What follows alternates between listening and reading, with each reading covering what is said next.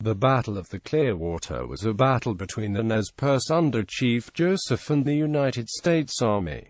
The Army under General O.O.Howard surprised Nez Perce village. The Nez Perce counterattacked and inflicted significant casualties on the soldiers, but they were forced to abandon the village. After the battle, the Nez Perce retreated in good order and undertook to cross the Bitterroot Mountains via Lolo Pass with General Howard in pursuit. Background: after the defeat of the U.S. Army by the Nez Perce at the Battle of White Bird Canyon, General Oliver Otis Howard took personal command of the army. Howard dispatched a small force to capture the neutral Looking Glass, but Looking Glass and his followers escaped and joined Joseph, with Howard in pursuit, but several days behind Joseph. 600 Nez Perce and the more than 2,000 livestock brushed aside a small U.S. military force at the Battle of Cottonwood, July 3–5, 1877, and continued eastward for another 25 miles. Along the route they burned 30 ranches and farms.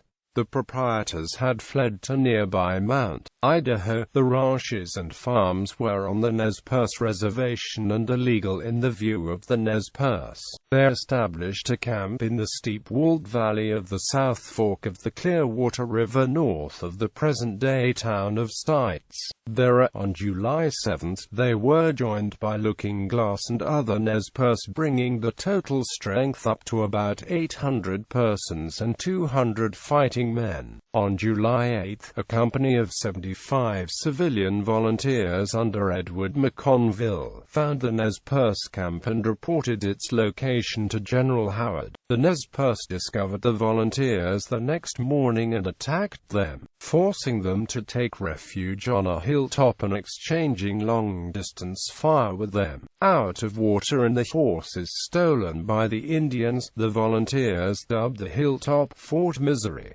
One Nez Perce was wounded. About noon on June 11, the volunteers withdrew from the hill to Mount Idaho without opposition. The Nez Perce anticipated that Howard and his soldiers would arrive at the village from the northeast, the same direction as the volunteers came from. But instead the general approached them from the south, following the east bank of the South Fork of the Clearwater downstream through rugged country. About noon on July 11, Howard spotted the village spread along both banks of the Clearwater. Perhaps lulled into complacency by the previous successes, the Nez Perce were surprised at his sudden appearance. To combat approximately 200 Nez Perce warriors, Howard had 440 soldiers plus civilian packers, scouts, messengers and Indian scouts, amounting altogether to a force that may have exceeded 600 men.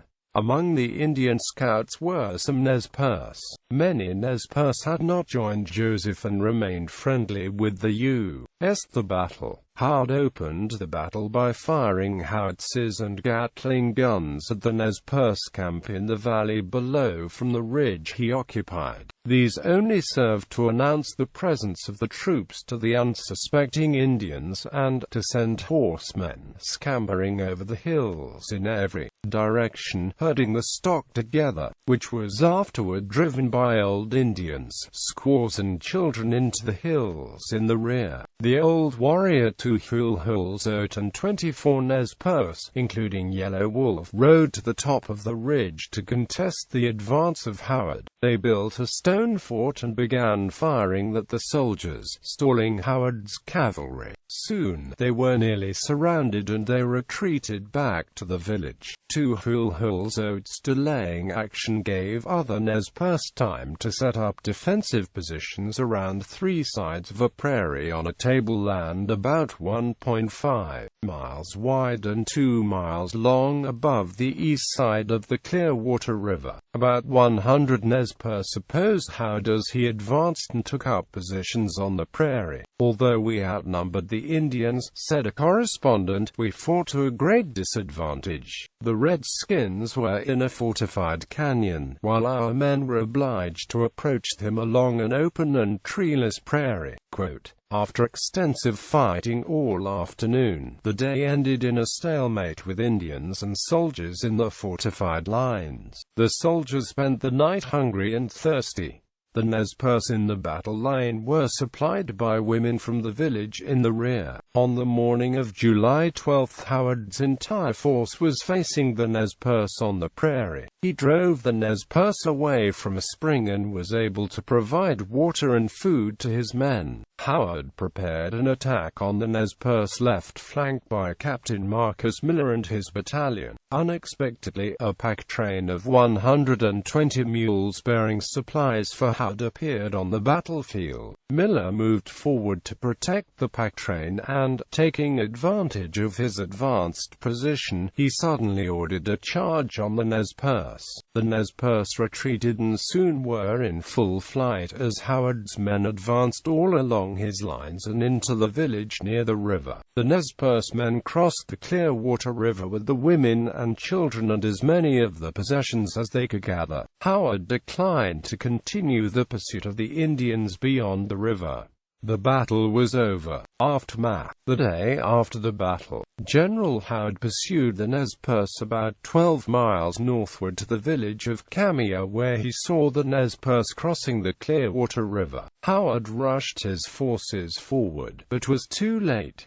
One cavalryman was wounded. On July 15, Howard received the surprising message that Joseph and his band wished to surrender, while Looking Glass, White Bird, and O.O.Howard planned to continue eastward to November. However, Joseph failed to appear the next day to surrender, but 35 Nez Perce, including 14 men, did, which bolstered the Army's view that the Nez Perce were disintegrating as a fighting force. Howard learned that the Nez Perce had moved the camp to Vipe Prairie, about 15 miles away from Howard's position, and he set off in search of them. The Nez Perce called Howard General Day after tomorrow because of his slow, careful movements. The Nez Perce seemed to have undergone a crisis in leadership in the last hours of the Clearwater battle and the days which followed. Joseph was by no means the undisputed leader. 5 different bands and 5 leaders were represented among the Nez Perce,